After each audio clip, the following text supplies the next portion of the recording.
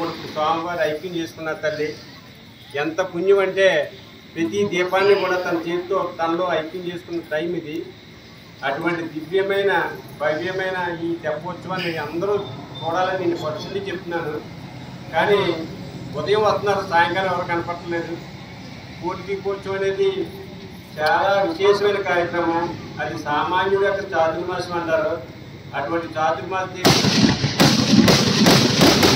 మాత్రమే చేయగలిగేవారు. కానీ ఇప్పుడు మన స్వామీజీలు చేస్తున్నారమ్మా అది. కానీ ఇక్కడికి వచ్చిన ఇక్కడ సేవలో పాల్గొన్న ప్రతి తల్లి కూడా ఒక యోగిని మాత తల్లి. జన్మాంతర సంస్కారం వల్ల కొన్ని కర్మలను చేయించడం కోసం స్వామివారు ఇక్కడికి వచ్చారు. మరీ ముఖ్యంగా ఏంటంటే ఈ 40 రోజులు ఉత్తరించడం కోసం 184, 86 వరకు జనాలు స్వామివారిలో అయిపోతారమ్మ ఈ క్షేత్రంలో. నేనున్నంతకాలం వాళ్ళని ఒక పరమ పదం వైపు స్వామివారు తీసుకెళ్తా ఉన్నారు. మీలో చాలామందికి తెలుసు ఇక్కడికి వచ్చి రాకముందు ఎలా ఉండేవారు, ఇక్కడికి వచ్చిన తర్వాత ఎలా ఉన్నారు. మీకు మార్పు ఎవరికాలకు అర్థమవుతుందమ్మా. అందువల్ల ఏంటంటే స్వామివారి యొక్క దివ్యమైన ఆశీస్సులు పొందాలంటే వచ్చి దర్శనం చేసుకుని వెళ్ళిపోవడం కాదు తల్లి. ఇక్కడ మనం ఒళ్ళుంచి ఎంత సేవ చేసుకుంటే తొట్టడం కానీ, కడగడం కానీ, పావడం కానీ, లోపల స్వామివారికి అభిషేకం చేసుకోవడం కానీ, ప్రతి విషయంలో ఇక్కడ పాల్గొనడం కానీ జరిగితే వాళ్ళ కర్మలు త్వరగా క్షయమవుతాయి తల్లి. అంటే ఇది ఓన్లీ సేవకు సంబంధించిన క్షేత్రం తల్లి. ఈ దివ్యమైన క్షేత్రంలో ప్రతి శుక్రవారం వేలాది మంది, అంటే ఇప్పటికి వేలాది మందికి స్వామివారి యొక్క దివ్య దర్శనం జరిగింది. చాలామందికి కోరికలు నెరవేరాయి. అటువంటి స్వామి మన కళ్ళ ముందు మనతో మాట్లాడుతూ, మనం నడిపిస్తూ, మన కష్టాల్లో తోడుంటూ, మనం సర్వకాల సర్వావసరాలను రక్షిస్తున్న ఆ స్వామికి మనం ఎంత చేసినా మన రుణం తీర్చుకోలేం తల్లి. అయితే స్వామివారి యొక్క ఈరోజు అనుగ్రహ భాషను ఏంటంటే అమ్మ ముఖ్యంగా చెప్పేది, ఇప్పుడు వరకు ఒక ఎత్తమ్మ, ఇక్కడ నుండి ఒక ఎత్తండి. ఎందువల్లంటే ఈయన సర్పవరం వాసి, మేము చదలాడండి. కానీ మేము తెప్ప తయారు చేసుకుంటున్నాం మామూలుగా. స్వామివారికి ఏమైంది తెచ్చిందో తెలదు. ఇది తెప్ప తీసుకొచ్చి మా చేతిలో పెట్టాడు ఈయన. అయితే స్వామివారికి ఈ తెప్పే చూపించేవారు. కానీ ఏంటంటే మన ప్రయత్నం, మన మానవ ప్రయత్నం చేయాలి కాబట్టి మా ప్రయత్నం మేము చేసుకుంటూ వచ్చాం. కానీ ఈయనేమో మేము అనుకుని మా జ్ఞానంలో కనిపించి చాలామందికి కనిపించి ఆ తెప్పను తీసుకొచ్చి మన చేతిలో పెట్టాడు. ఏంటంటే కార్యక్రమాలు మనం చేస్తున్నాం అనుకోవడం చాలా తప్పు తల్లి. ఎందువల్లంటే స్వామివారి కృపతో పూర్ణంగా ఆయన అనుగ్రహంతో జరుగుతున్న కార్యక్రమాలు తల్లి. కోటి దీపోత్సవం చాలా విషయంగా కనపడుతుందమ్మా మీకు. అది కోటి దీపం వెలిగించుకున్న వాళ్ళకి ఆ దీపం యొక్క విలువ. ఎందువల్లంటే మన కర్మలో, మన ఇంట్లో ఉన్న కర్మలు, మన బయట ఉన్న కర్మలు, మన మీద ఉన్న కర్మలు అన్నిటికీ చేంజ్ చేసే దివ్యమైన ఆ కోటి దీపం కార్యక్రమం ఈ సంవత్సరం చాలా ఊళ్ళ నుండి స్వామివారికి వెలిగించుకోవడం జరిగిందమ్మా. మన ఊళ్ళో బాగా తగ్గారు, పొరుగురు బాగా పెరిగారు. కాబట్టి వాళ్ళ అనుభూతి పొందుతున్నారు. మన వాళ్ళు మరి ఎందుకో కొంచెం వెనకబడుతున్నారు ఈ విషయంలో. కానీ స్వామివారి దగ్గర ఉన్నారు కాబట్టి మనకి ఏదో అలా అనిపించవచ్చు. ఊళ్ళ నుండి ఇప్పుడు దూరంగా నుండి కానీ, నడుగుదు నుండి కానీ సేవకు రెడీగా వస్తుంది.